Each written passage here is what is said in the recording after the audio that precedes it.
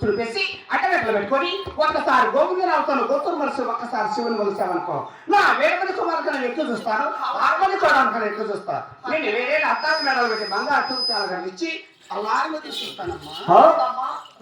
ఎలా చెప్తా అలాగే పలుకుతారు అత్తయ్య పలుకుతావు కదా పలుకుతానమ్మా శివ శివ